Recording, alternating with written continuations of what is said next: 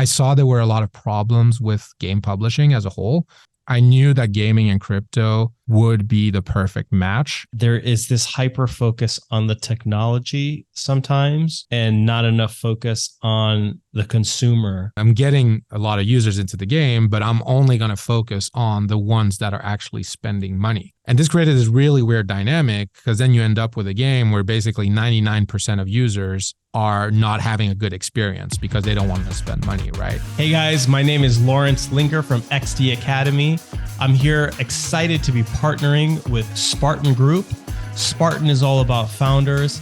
XD Academy is all about learning. And in this series, we're going to be exploring the learning journeys that founders at Web3 have taken to get to where they are and how they keep learning to stay relevant in this ultra fast moving industry. Welcome to The Blueprint.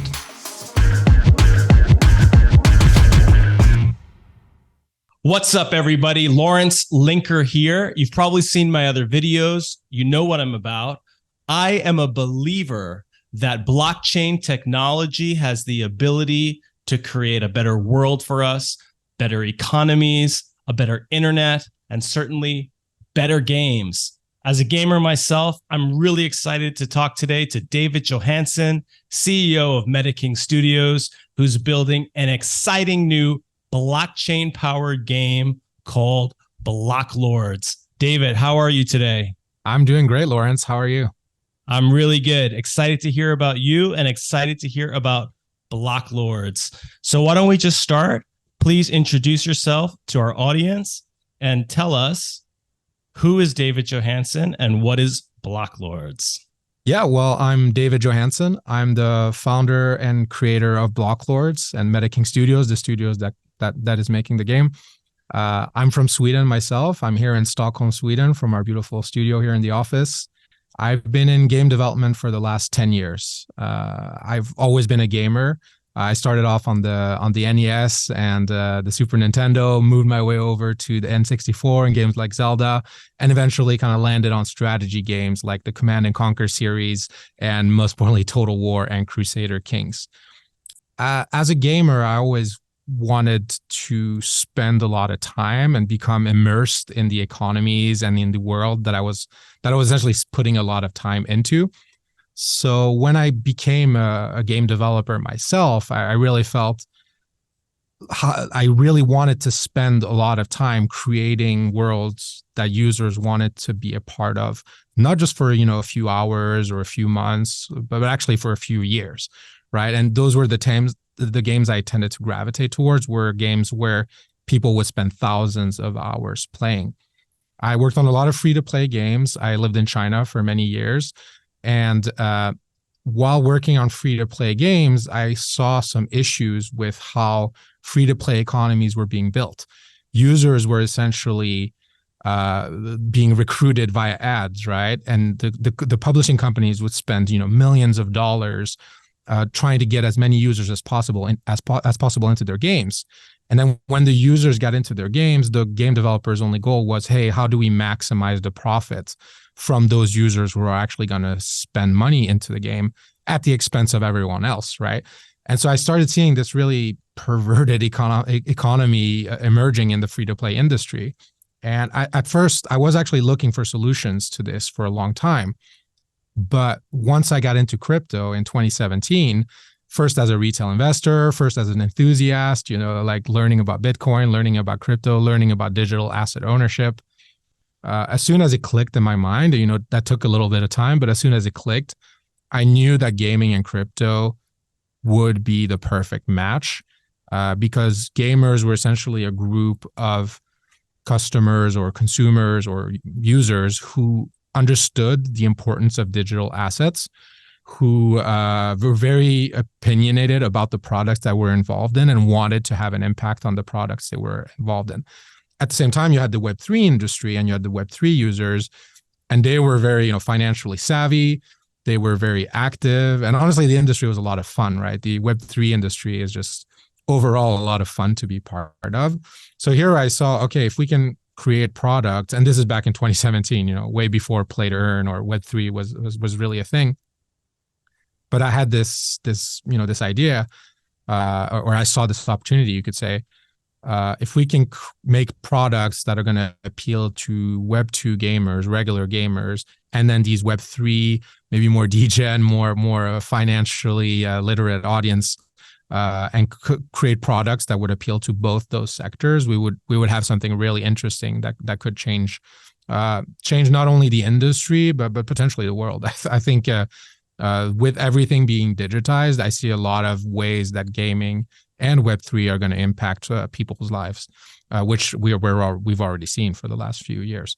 So essentially, I knew gaming and Web3 would be a thing. And back in 2017, started thinking about ideas that would make sense, started going through the creative process, which I learned a lot about when I was back in film school, 15 years ago.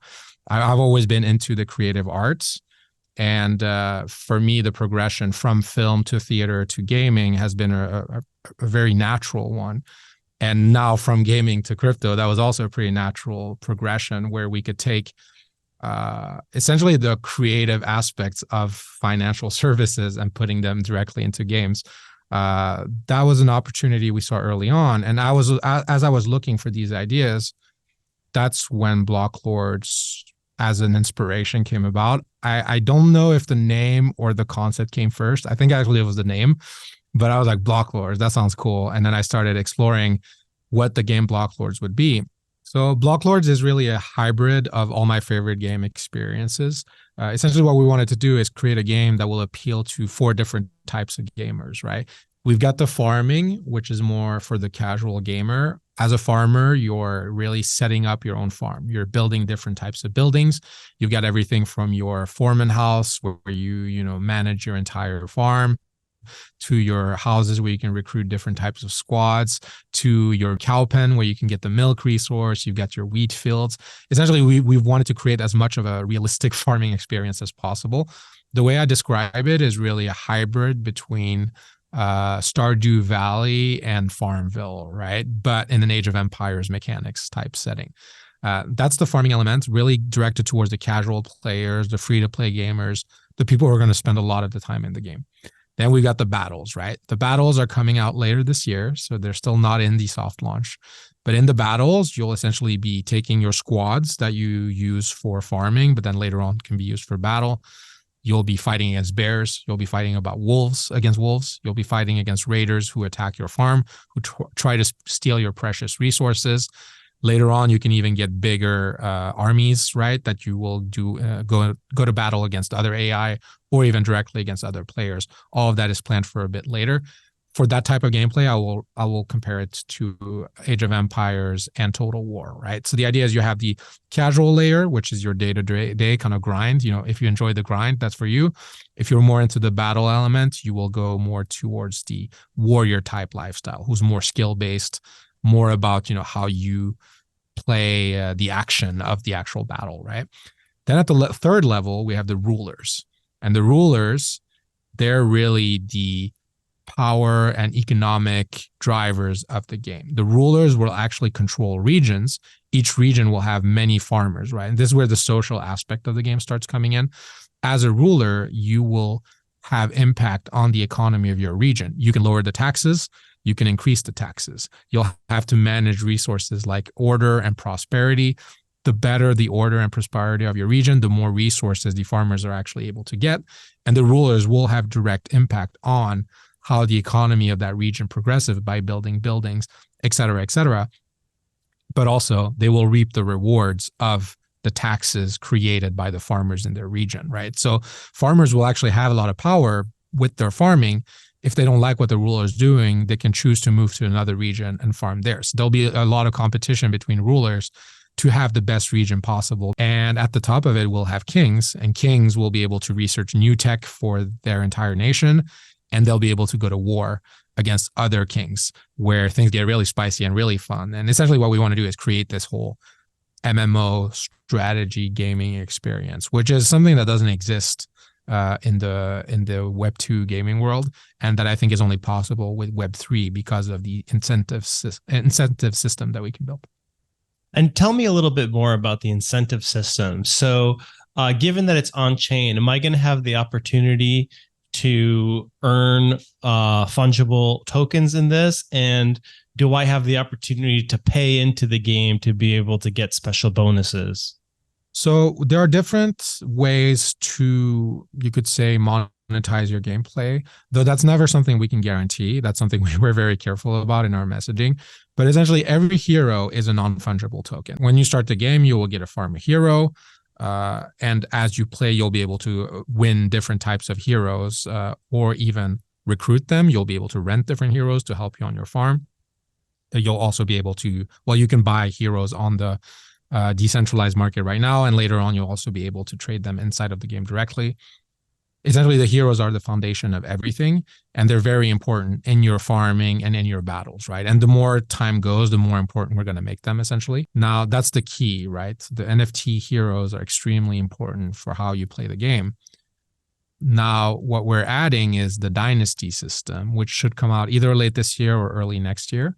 And in the dynasty system, you can actually take heroes and they can get married and they can have children, right? So essentially breeding, like in a game like Axie Infinity or CryptoKitties. This dynasty system where heroes can have children is very important because we're also introducing hero permadeath, NFT permadeath, which we were one of the first projects to pioneer.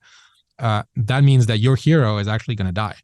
So if you're a passive NFT holder, well, you'll eventually have a dead hero, and that won't be a much use to you. Though you can trade dead heroes for live one, but you'll definitely lose some value in the process. But essentially, as you create your family dynasty, your game progress, your game achievements will pass through the generations, and you can either have very successful, very highly achieving kids.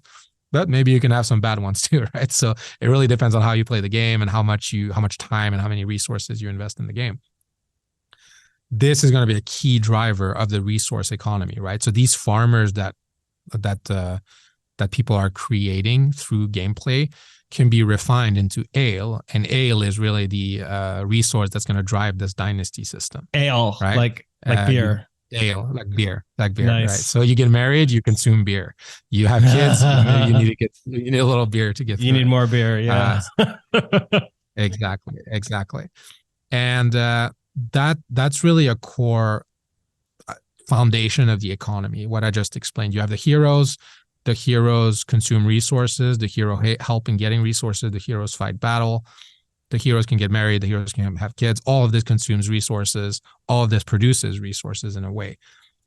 There will be a BLOCKLORDS token. We've announced this to the community. We haven't announced the details, but essentially the Lords token, which is what it will be called. I'm giving you some alpha because we haven't made this public, but the Lords token will essentially be the Bitcoin of the BLOCKLORDS ecosystem, if that makes sense. So that will be the underlying value of the entire ecosystem, but we will have many resources, many different types of assets that help drive the world of the BLOCKLORDS ecosystem. Starting as a farmer, it gives me Dungeon Siege vibes.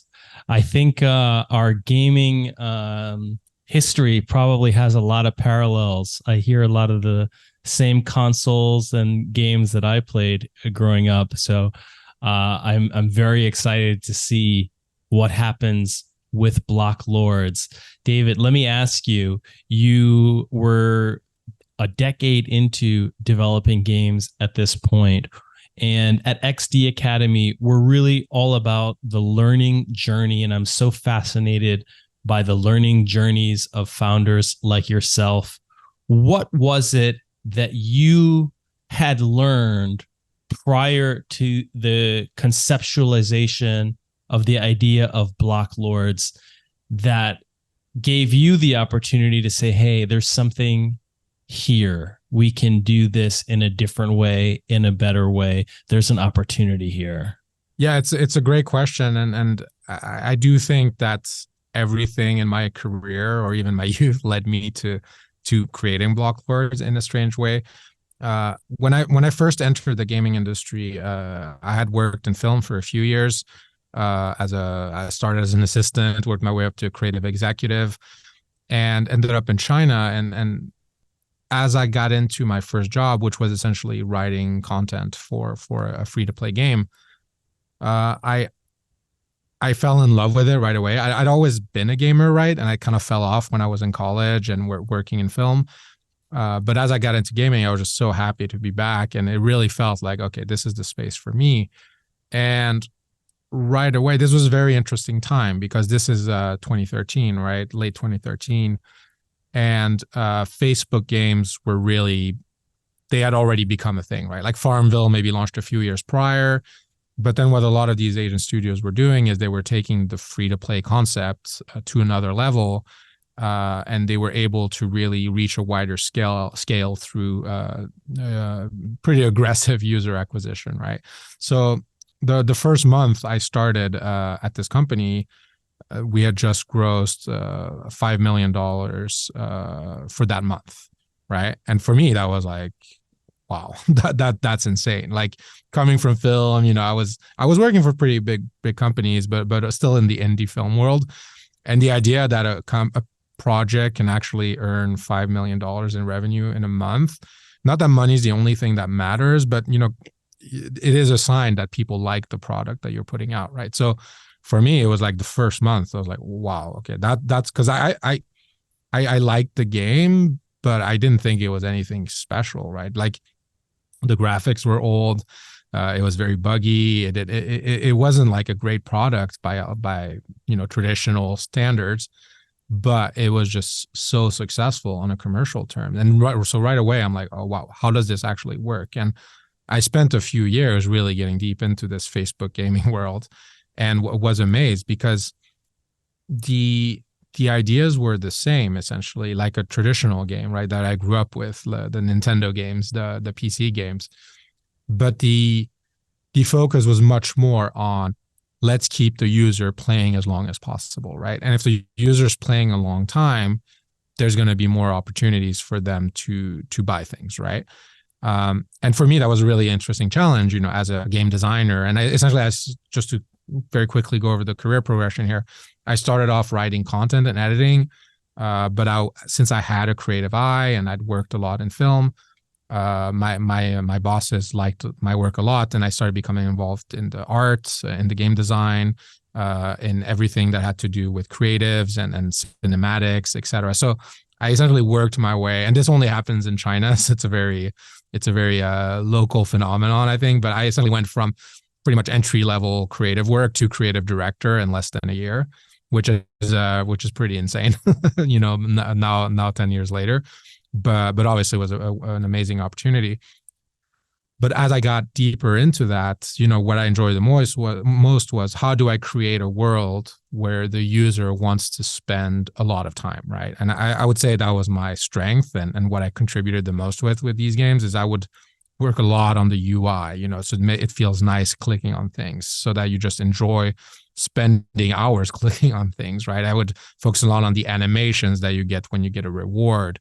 I would focus a lot on the naming of things, like, because it's very easy when you have the strategy game with like 10, 15, 20 different resources, you just name it, oh, it's like raffle tickets, or like, but I was like, it's like points.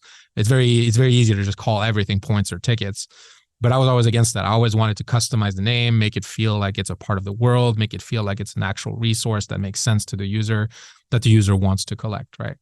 So yeah, that's what I spent, a good 5 years doing, was making these games better, more enjoyable, more comfortable, so that users want to spend more time in it. At the same time, I was seeing the negative sides of the free-to-play industry, right? What are the negative sides? Well, on the corporate basis, right? As a company, you make this game that's essentially free, right?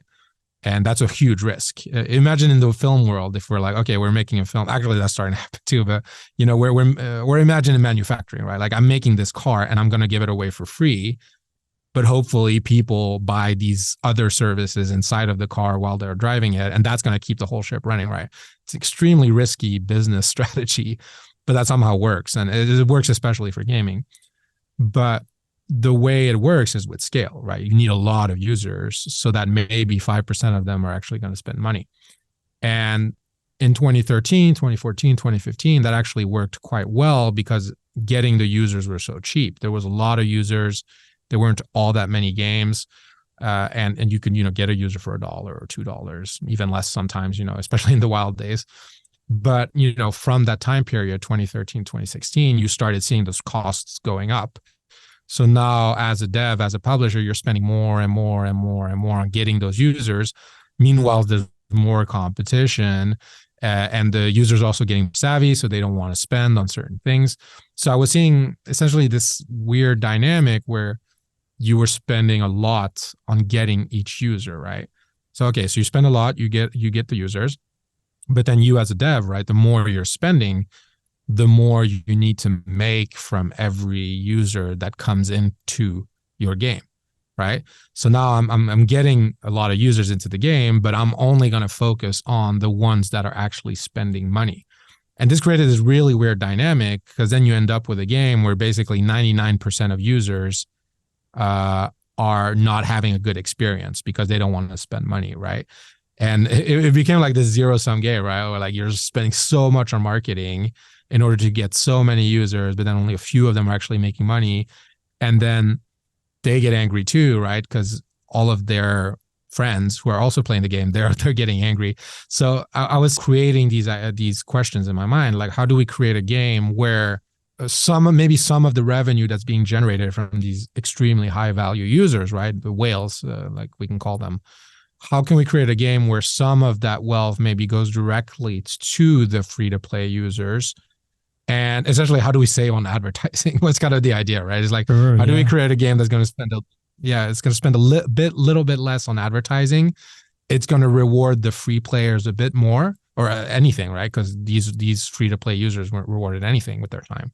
And while also having demand or creating demand for the whales, so to say, to want to engage and want to spend and want to spend time and get the same out of the game.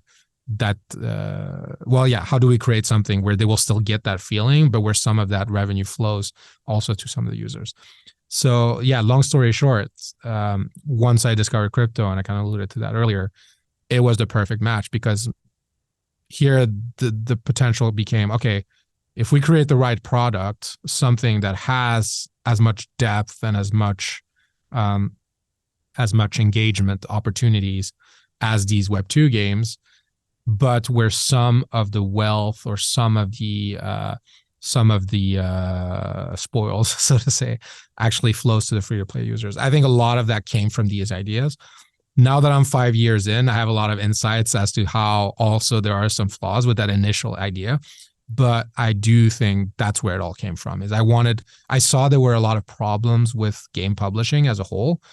And now 5 years later, I do think that initial thesis is validated, because now you're seeing Web2 mobile gaming is entirely broken. And that's because of these ad-heavy user acquisition strategies that have taken over, essentially. Yeah, I love this, David, because as a big gamer myself and a lover of online games in particular, where you're playing with like lots of other people, it seems that the centralized model maybe isn't working that well at sort of distributing the fun, right? So like the example I give is I played right now I play Age of Empires 2 on the Xbox. They released it on the Xbox, 20-year-old game. I haven't played it since college, but like I'm obsessed with it now on the Xbox. Or I used to play Apex Legends a lot. And, there's nothing worse than getting paired up with a teammate who isn't cooperative or, isn't, playing the game the way it should be. And I've always thought, like, I have limited time. Happily, I'm at a point in my life now where I don't need a game to be free. I'd be happy to pay, certainly $5 or $10 to sit down and have like a good couple hours of gaming. Whereas there's probably somebody that would be like, oh man, for $5, I will totally not quit, when things get hard, or I will totally not steal your loot or whatever it is. Right. So it does seem like there's an opportunity there. You recognize that, and learning about crypto helped you see that opportunity. But tell me more about that process, because you've definitely had the development experience. you had the media experience and the creative experience. What was the process for you like in learning about crypto, and how did you start thinking about being able to apply those kind of models into the gaming space? Yeah, so that's a very good question. And so essentially 2017, I was kind of over the job I had at the time, which was very, I was essentially working at factories for these types of games, and I kind of burned down on it. And I wanted to create my own studio. I wanted to make more creatively inspiring games, essentially. So I was at the point in my career where I wanted to create my own thing, and I'd already found two key core members. One's my co-founder Nikki, who's producing and CEO of the company. So we've worked together. We've known each other. He was there at the first job I had, so we've known each other actually 10 years now, and worked on a number of games together. And he was on board for whatever essentially I wanted to do. At first, I was helping him with his game, but that wasn't quite working out. So he wanted to help me with my game. But yeah, so already in 2017, I had Nikki ready to do anything we wanted to do together. And then I also had our art director, Eric Lee, who's still with us now, who had worked on the previous project, and he was down for whatever also. But we all had separate jobs at the time. There was in gaming, there was an indie wave in 2015. Maybe we can call it a bubble even, where a lot of indie games came to the market and drove some VC funding. But already 2 years later, that was dry because most of these indie games were not making money. So essentially, and that's still a problem, though I do think there are things coming out to help. But I do think that's something that needs a lot of improvement. Like if you're a young developer, or if you haven't worked on an Activision or Riot Games, it's very hard to get a project funded. So essentially, we spent a good year in 2017 trying to get funding, but there was just no avenues available. Any accelerator we talked to, they're like, sorry, we don't do gaming, which I understand because gaming is quite high risk and it is a creative endeavor. It also didn't have, the pre-financing options that are available in the film industry that are starting to dry up, but like where you could sell the rights for foreign markets before you made the actual movie and get a loan against that. None of that, I think very little of that is available in gaming, even to this day. So yeah, basically no funding. We're trying to get the game off the ground. We didn't have a dev back then, which it's always a problem when you're starting making games. It's like, do you have a dev or don't you have a dev? And if you don't have a dev in your core team, you're pretty much doomed. We're looking for ideas, looking for ways to get financing. We're self-financing some demos and stuff. Nothing's really getting traction. And my friend, a good friend, still a good friend to this day, mentioned, oh, you should look at ICOs, how that works, right? So like, ICOs, what's that? So I was like, oh, okay, so I'll take a look. So at first I didn't understand anything. What is this? But then I understood it was related to Bitcoin, right? So I took a day. I think I took a LinkedIn course, something. I think a lot of Bitcoiners would take issue with that statement, but I mean, it all starts from there. Yeah. Sure. Oh, yeah. Okay. Yeah. Go ahead. Thinking like a normie. Point taken. You heard about ICOs as a potential funding option. You're looking you have this idea for a game. You got a couple of buddies with you that you trust. You're saying, okay, I want to create a game myself now. And you're looking, how the hell do I get this thing funded? Meanwhile, in another part of the development world, there's these projects just getting funded left, right, and center through this process called an ICO. Yeah. And those two things got connected for you. Take us from there. Yeah, exactly. So first it was learning, right? Because it sounded a bit scammy. I'd seen Kickstarter go, because in 2015, Kickstarters was the way to fund a game, but that had already pretty much dried up in 2017. And there's success cases always, but it was already pretty much gone. And I learned about ICOs. I didn't get it, but I was like, okay, this looks interesting.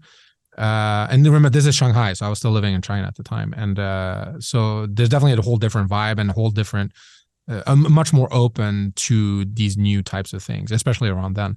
So, okay, I don't get it, but it's interesting. And then much more hearing about Bitcoin, right? So let me really figure out Bitcoin, because I've been hearing it about 5 years, right? Probably the first time it was mentioned to me was 2012, 2013. I didn't buy then, sadly. Yeah, But you wouldn't have yeah, needed any exactly. financing. Yeah, exactly. Exactly. Yeah. We'd be self-sustained. Yeah. So I took a LinkedIn course about how Bitcoin worked. And I essentially went into the rabbit hole. But once it clicked, I don't know if it took a few hours or a day or so, but once it really clicked, okay, this is sustainable. This is digital. Well, sustainable is a big word, but essentially this works, right? This idea that you have blocks, people in the network verify the blocks, people who verify the blocks are rewarded with coins. To me, that was just okay. This is irrefutable. Like this money is in that wallet. There's no way to cheat it. There's no. It was just so it was so final for me, right? It was this works. Like there's no, and it's hard to explain. You know, it's kind of a meme in gaming, right? It just works. But Bitcoin really is like that, and it just works. And once that's sunk in, it just works. And this is the foundation behind this entire economy that's forming up. There was really no going back from there, and it's hard to explain, like because I've never had that really much in my life either, where something just makes me that excited that fast. But it really was over the course of 2 weeks. I learned about it. I bought my first Bitcoin. You know, yeah, what was the price? $1,000 back then. But I bought very little because I was just scared of it, right? So I was way too cautious way more cautious than I should have been because, you know, the price was 1,000 or something. But yeah, I got into it. I bought it. It worked. It was safe. I didn't get scammed in these early days, thankfully. But it just felt really, really good getting involved and learning about it. And then over time, you know, I got into Ethereum, learned about that. And that was the first thing that I was already, because I was never a developer, a coder myself, but I was getting into Unity coding. And yeah, I really wanted to learn how to code on Ethereum. I learned some Solidity. I would make some basic smart contracts. And it just kind of snowballed from there. So I would say I started off as a retail investor, as a retail enthusiast. I got into all the forums. I got into everything. Again, this is mid 2017. So I knew I wanted to make a game pretty quickly with crypto, but I didn't know how. And, you know, this is before NFTs are invented. So that wasn't really the use case I was looking for. And I was seeing some games that were doing some things. But for me, mostly it was like, okay, how do we accept crypto as payment? How do we issue resources on the chain? A lot of these ideas I was playing with 2017, but mostly I was in on the ride for as a retail guy. And I did see that an ICO didn't make sense for me back then. And that's because I was seeing these projects, you know, 2017 was crazy. People were raising like 100 mil, 150 mil, you know, sometimes I think the biggest raise was something like that, 150 mil. And then they would launch their tokens. And yes, it worked in the bull market, right? But the lack of overall liquidity made it like immediate flops, right? When they, after 2017, after the bubble was gone, any ICO that tried to launch a token, they would just immediately go down because there was way too much selling pressure and no buying pressure at all. So I knew an ICO in 2017 didn't make sense. And then it also created bad incentives, right? Because people were raising essentially more than their product could ever hope of making, right? Like as an indie, and there weren't that many games back then, but you were seeing all these platforms that were raising 100 mil. And I'm like, your product is never going to make 100 million. That's like, unless you become. Yeah, that's like what games make 100 million? I'm thinking, right? Well, I guess they say Fortnite makes like $1 billion a year, right? Yeah. I mean, games is actually possible to make that much money. Like if you're AAA and you're that big, but not even 100 mil. That's a lot to raise. It's rare. Like before you even have a demo, right? Like that's a lot for a game. Even and that's. The industry did mature, right? So when we saw the 2020 wave and which we did, we were active during that time, the raises were much more reasonable, right? Like for Seascape, we raised 500,000, and a lot of projects were raising under $1 million or a few million. But then, over 2021, definitely the numbers ballooned up quite a bit. But still, we weren't seeing that many projects raising 100 mil plus, except for the FTXs and those huge projects. But the problem with ICOs was really there was just no liquidity there, right? So you were raising that much money and then you were launching the token, and it's literally no liquidity at all, not even a few thousand liquidity, right? It was just crazy. It was only what the market makers would allow. And yeah, I mean, I'm kind of getting sidetracked here, but that is a problem that was somewhat solved in 2020 with 2019 with liquidity pools coming out, and that's when we looked more serious about being involved in tokens. But yeah, long story short, in 2017, I didn't feel doing a token raise was sustainable or really ethical, because there was no way it could work, and that's what led us to BLOCKLORDS, essentially. Because once I had the idea for BLOCKLORDS, okay, medieval strategy game, we make it on chain, et cetera, et cetera. We decided no token. That will because the market can't support token economies right now, and you could say that's the case these days too, but for different reasons. We can get to that later. But essentially, we didn't want a token with BLOCKLORDS at first, or we evolved over time, but we wanted assets to be on chain. We still didn't have funding, right? Because now it's 2018. So over this entire time, I've not secured any funding for my studio, right? 2017, I was just interested as a retail trader, but we didn't do an ICO or anything. But essentially, the more I learned, the more I wanted to do it. And essentially, from a business, founder perspective, after the market crashed, my idea was, okay, well, let's get really good at NFTs, because by then NFTs are invented, right? Let's get good at NFTs. Let's become leaders in developing blockchain games, developing games using blockchain technology, whether that's accepting tokens as payment, whether that's using NFTs, and whether that's developing smart contracts where there are things like taxes built in, right? And so we did BLOCKLORDS, still no funding, but the team was becoming a little more concrete and growing slightly. So I think we're 4 or 5 people by then. And in 2018, Neo, the Chinese blockchain, I don't know if you know them. They used to be called AntShares. Neo. Yep. Yeah. They had a competition for best blockchain game, and it was kind of perfect because we were in Shanghai, they were in Shanghai.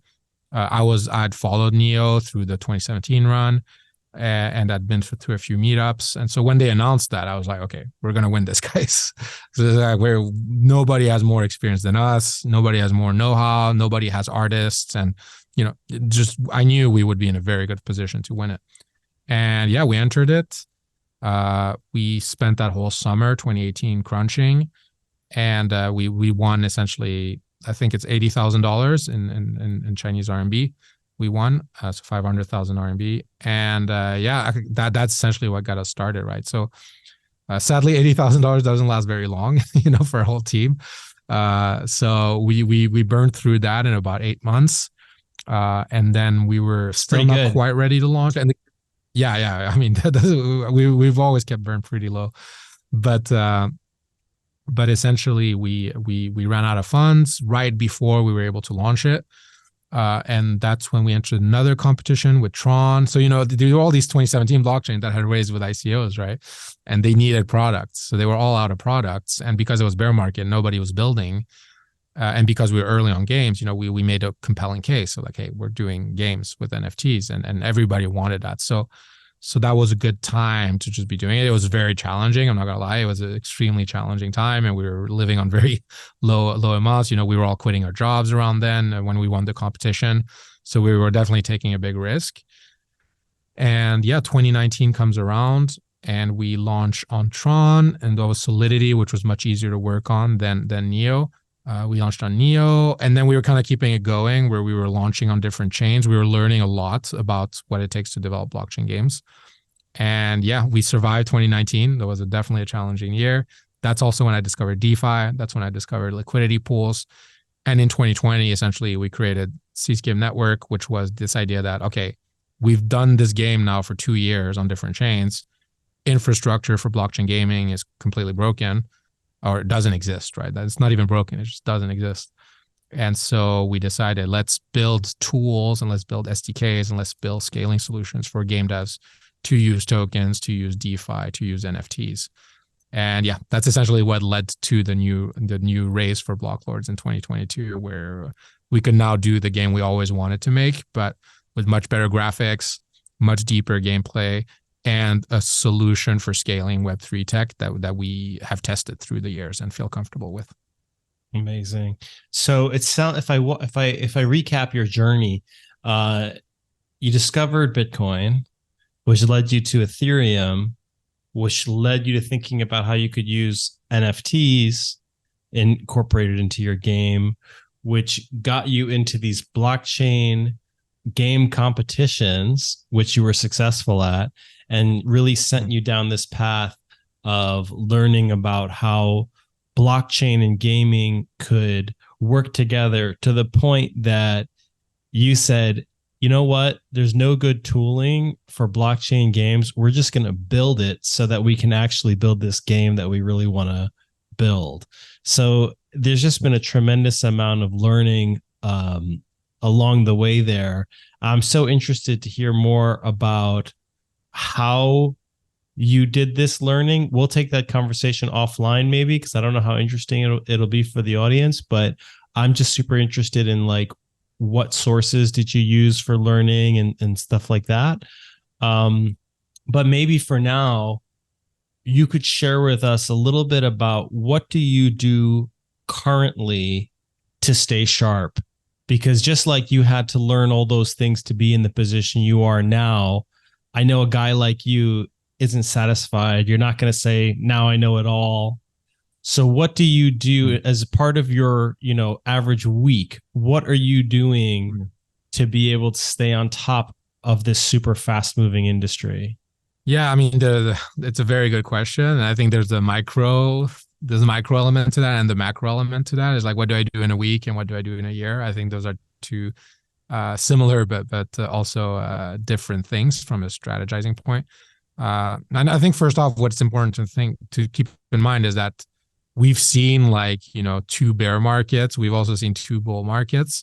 So what's challenging in this industry is not really knowing where the audience is and whether the audience is going to be receptive to the product, right? And because we've seen it, right? Like we went from bear market where we have 200 users to bull market we have 500,000 users, and then now back to bear market where a bit further up now we have a few thousand active users, but still keeping in mind, okay, how do we actually make a game that's going to attract millions of users? That is my goal, is like I want BLOCKLORDS to be played by millions of users.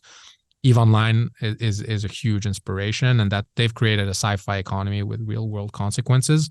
I want to do the same with a medieval economy, essentially, and a strategy setting.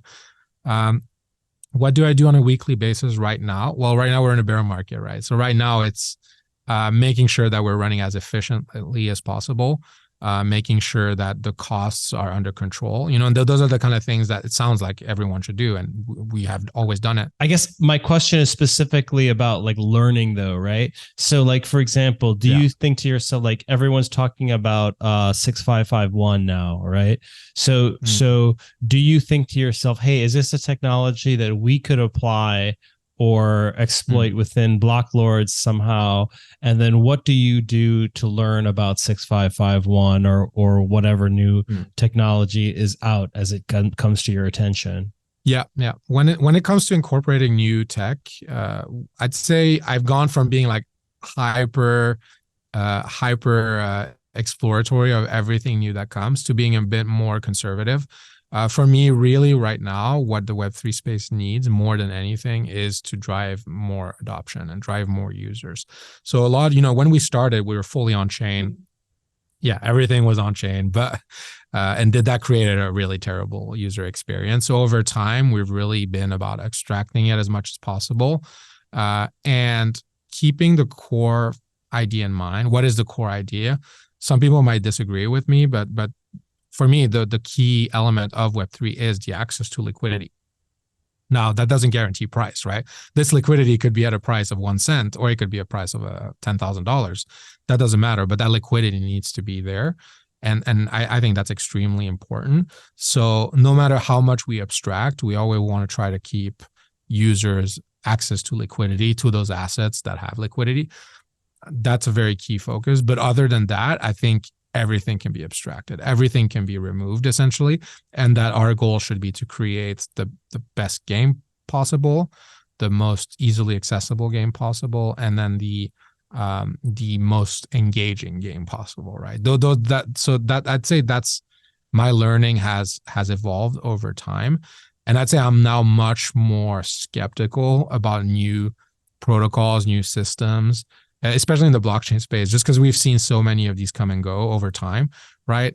We've always explored with new chains. So, for example, we started as a cross-chain project, right? Neo, Tron, Icon, Matic. We were on Matic before they were Polygon. Now BlockLords is on Polygon. We're on Immutable X. We're speaking quite often with the Sui teams and Arbitrum teams. So I'd say that's the main way we explore, is that we look at what people like. Because again, right, as I mentioned earlier, it's about creating a product that people want to consume, right? And so when I see a new proposal for a new type of smart contract or a new chain or anything really, I look at, okay, do people want to use this? Why do people want to use it? And how easy is it going to be for us to implement it?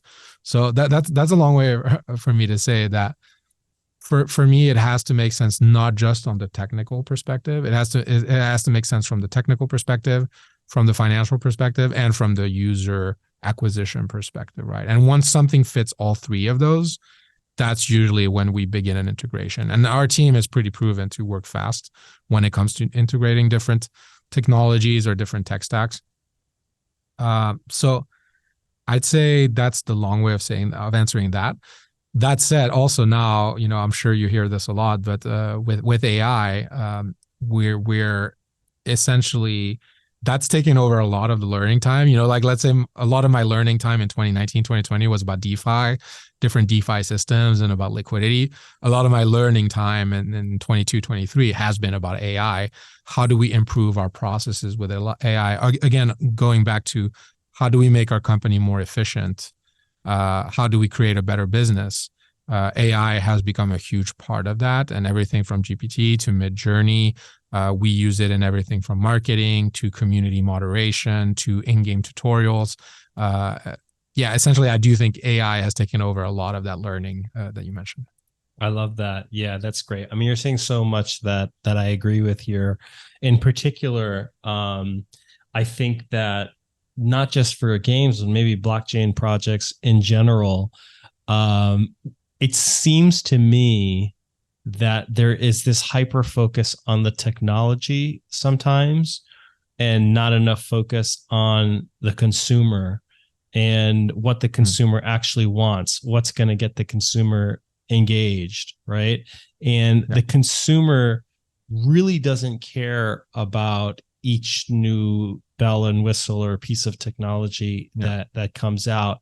And we're in a phase of the cycle now where there's so much, I think, what little funding there is. I just wrote a Medium article about this, but what little funding there is in the space is all going to infrastructure and like who can make like the slightly better mousetrap and stuff. And it's like, to me, it's like, guys, I don't think this isn't it. This is not what's going to pull us out, you know? And this is a mistake that I saw in the last cycle as well, right? It's this idea, okay, infrastructure is king, infrastructure is good, content is boring, right? No content where content's too much of a gamble, right? That's the idea. Like infrastructure is safe, content's a gamble. But we've seen in gaming, we've seen in film, we've seen in all creative industries, and gaming is a creative industry, which is what people forget. Because it makes so much money, right? So people think it's just a financial thing, but it's not. It's a creative industry. And all successful infrastructure companies stemmed from a great piece of content, right? Steam dominating the industry, right? Yeah, of course. They came from the Orange Box, Counter-Strike. Right? Steam is, Counter-Strike. Came from Half-Life. Basically Half-Life and Team Fortress, right? Yep. And that's it. I mean, it was the Orange Box. That's what really drove the Steam adoption, right? Epic Game Store, number 2, came from Fortnite. You're looking at Disney, you know, what Disney did with their huge infrastructure that came from Mickey Mouse at the start, you know, and they were able to build this huge. I think we can look at a lot of examples like this, and it's tough for VCs because VCs don't quite understand content the same way. Some do, you know, we have some great investors like Spartan, like Makers Fund, like Bitcraft, and many more who understand the value of good content.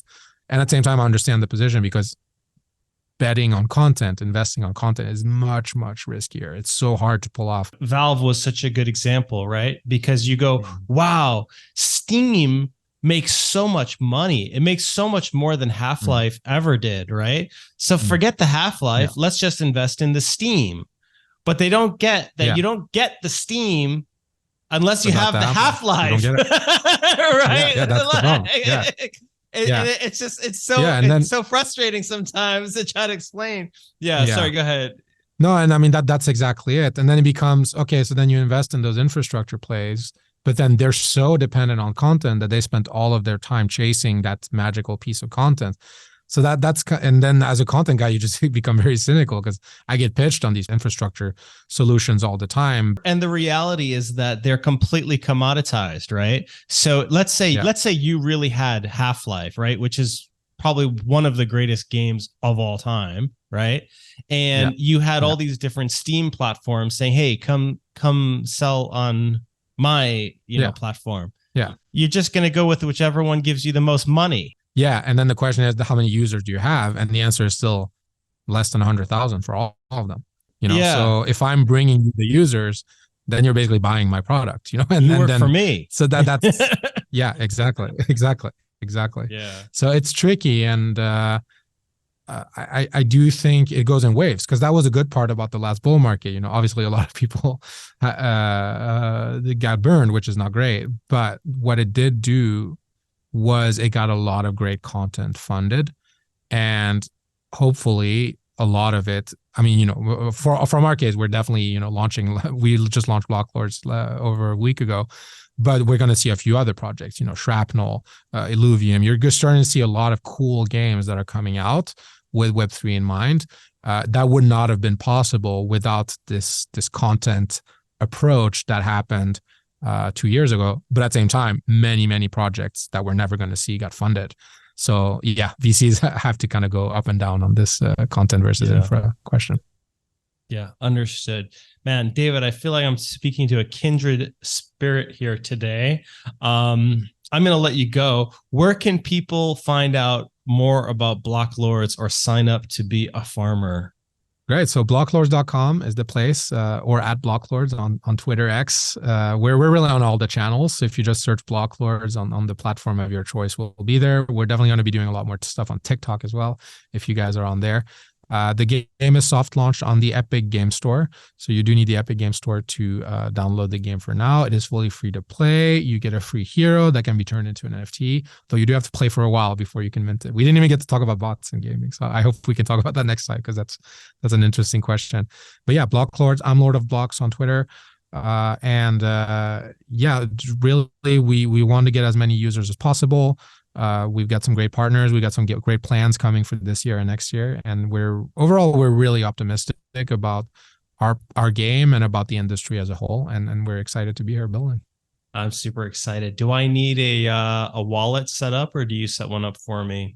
It's all set up for you. Essentially, you play, the BLOCKLORDS portal handles it for you. You play the game. Whenever you want, you can mint your NFT on IMX or Polygon. At that point, you will need a wallet, essentially, if you decide to make to take self-custody. And can I play on a Mac? I'm only using Mac these days. No, just PC for now. It needs a beefy PC for now. We're optimizing a lot this year. We should be live on Mac early next year, and we'll be mobile towards the end of next year, is 2024. Very cool. Well, the graphics look amazing, and I love this whole kind of genre. It looks almost like it has a little bit of like an Elder Scrolls vibe. I'm super excited. I may buy a PC not just to play this. I want to play other games too, but I'd be really excited. Okay, David, thank you so much for your time. Really great chatting with you, and I'll talk to you soon. Thank you very much, Lawrence. Talk soon. All right.